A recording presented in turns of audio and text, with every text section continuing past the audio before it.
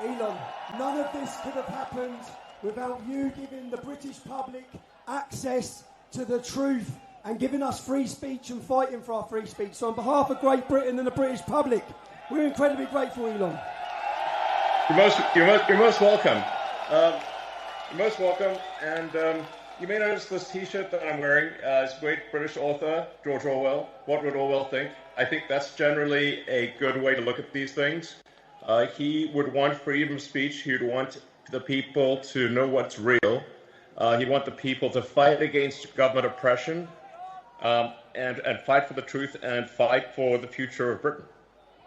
And what I see happening is a destruction of Britain. Initially a slow erosion, but a rapidly increasing erosion of Britain with massive uncontrolled migration, a failure by the government to protect innocent people, including children who are getting gang raped. It's unreal. The government has failed in its duty to protect its citizens, which is a fundamental duty of government. This has got to stop. There needs to be massive government reform in Britain. And the people need to be in charge, not some bureaucracy that doesn't care. Elon, I believe that's what we've started today. Power by the people, sending a message worldwide. Elon, you spent an incredible lot of money on X. Why is free speech so important to you? Well, I believe you can't get to the truth of things without freedom of speech, without active debate. There's so many on the left that want to just crush debate and put people in prison just for talking, as you were, just for speaking their mind. The essence of democracy is it should be a government for the people, by the people. In fact, this is a government against the people and not for the people. This is why everyone is gathered here today, is something's got to be done. This is unacceptable. The government needs to be responsible to the people of Britain. It needs to protect Britain. It needs to protect the weak, those who cannot protect themselves, especially the children. And when I read about some of the horrific stories and how the government did nothing and tried to hide it, they try to hide these horrific crimes. And then you see how much violence there's on the left, with our friend Charlie Kirk getting murdered in cold blood this week, and people on the left celebrating it openly. The left is the party of murder and celebrating murder. I mean, let that sink in for a minute. That's who we're dealing with here. So my appeal is to British common sense, which is to look carefully around you and say, if this continues, what world will you be living in? This is a message to the reasonable centre, the people who ordinarily wouldn't get involved in politics, who just want to live their lives. They don't want. They're quiet. They just go about their business. My message is to them: if this continues, that violence is going to come to you. You will have no choice. You're in a fundamental situation here where whether you choose violence or not, violence is coming to you. You either fight back or you die. You either fight back or you die. And that's the truth.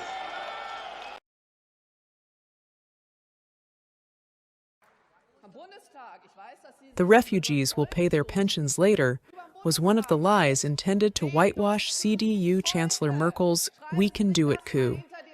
10 years later, pensioners are expected to pay special contributions, work longer hours, and possibly even complete a year of compulsory military service to cover the costs of mass migration.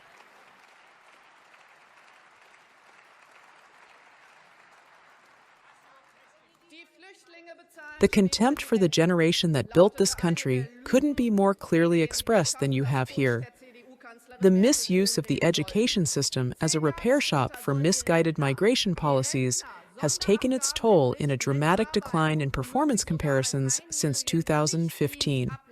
Schools with over 90% migrant populations, classes where the majority of students no longer speak German, are no longer uncommon. Yes, because you send your children to private schools and simply leave the local population to do their own work.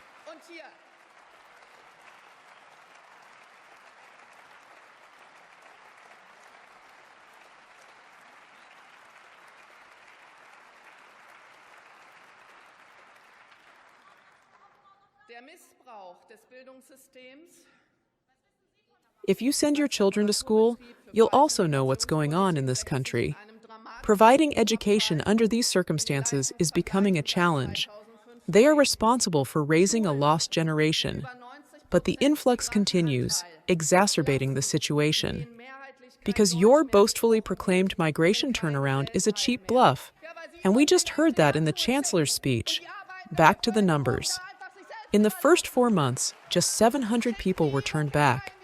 I repeat, in the first 4 months, just 700 people were turned back.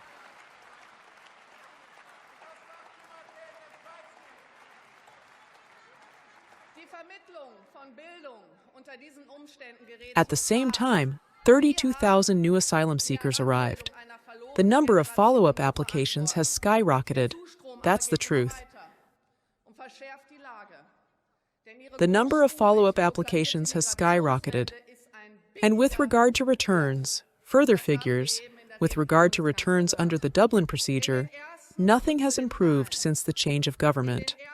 Quite the opposite. They have even worsened compared to the traffic light government.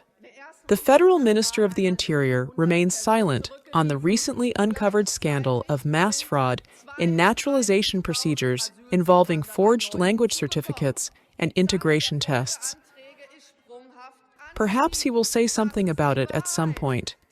This raises the urgent question, and it hasn't been asked yet, of how many naturalizations have been fraudulently obtained in recent years using false information and documents and should actually be revoked.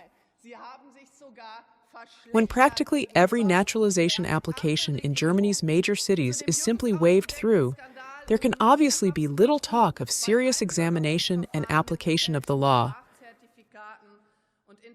With the rampant brutalization of our cities and the omnipresent violence on the streets, you are leaving the citizens to deal with it alone. No cosmetic language, no whitewashing as a way to clarify the situation will help. Ultimately, only a restrictive migration policy can counteract this decline. The spiteful and vicious reactions to the murder of Christian conservative Charlie Kirk in the U.S. reveal an alarming acceptance of political violence. That's the way things are viewed here.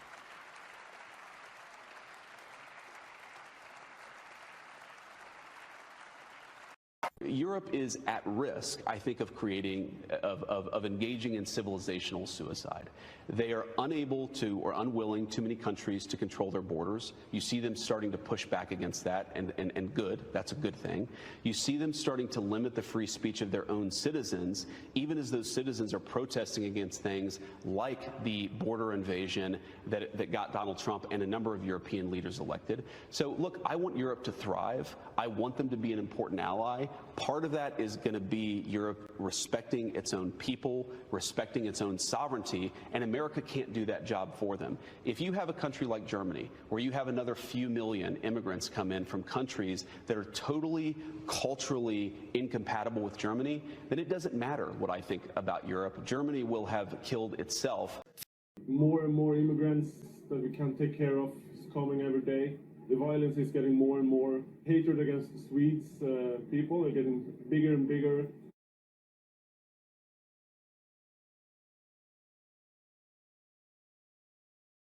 De feiten zie.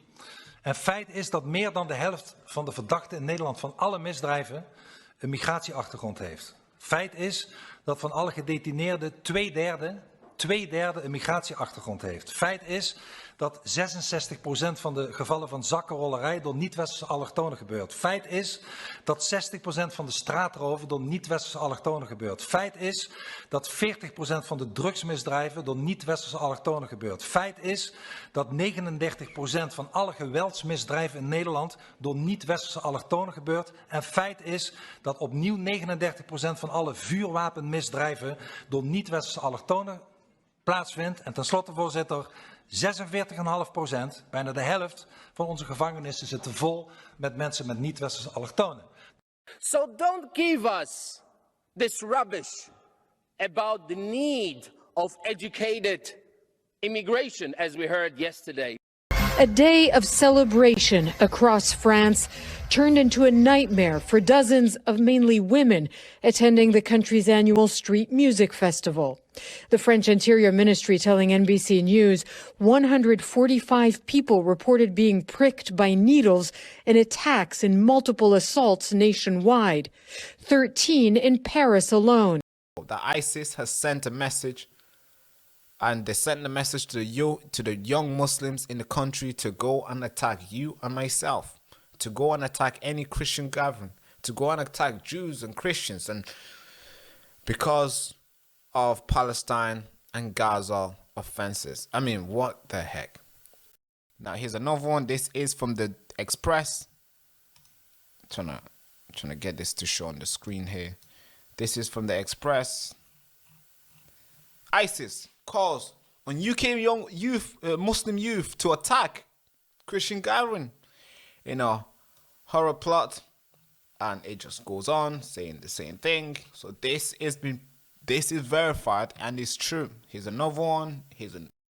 You know, when I saw that they wanted to ban discussions of, quote, illegal immigration and people smuggling, once upon a time, just look at those words, illegal immigration. Well, you just said it was illegal. And people smuggling, that's human trafficking. You would think that a law would be to crack down on those two things that are explicitly criminal. No, it's to stop people from talking about it. And by the way, you know they mean it because both the Conservative and the Labour Party were a party to this super injunction to stop anyone from talking about this massive secret airlift of Afghans, like almost 200,000 of them, secret migration. Like the whole establishment is so locked into their agenda. I don't get it. I was in the UK over the weekend, Alan, and I think ordinary people have had it with mass illegal immigration and people smuggling. Why is the establishment digging in? I don't get it. That's why the law is so important to them, and it's really important to them that's come into effect at this time, because as you say, Ezra, there have been spontaneous protests this summer as well. We had them last summer in the UK, but this summer as well, spontaneous protests outside hotels that are housing illegal migrants. It's a domino effect. We saw a few protests in Epping in East London a few weeks ago, and now they're spreading across the country.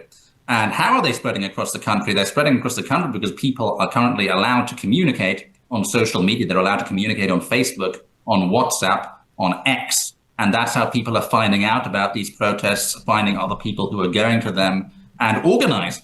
That's how social media should be used, for democratic political organizing, organic political organizing, not astroturf in any way. This is completely organic from the bottom up. That is precisely the type of organization that threatens the establishment, that threatens the regime. That's why they want to shut it down. That's why this law is so important to them. You have to choose now between Davos or Westminster. Davos. Why? Because Westminster is too constrained. Once you get out of Westminster, whether it's Davos or anywhere else, you actually engage with people that you can see working with in the future. Westminster is just a tribal shouting place.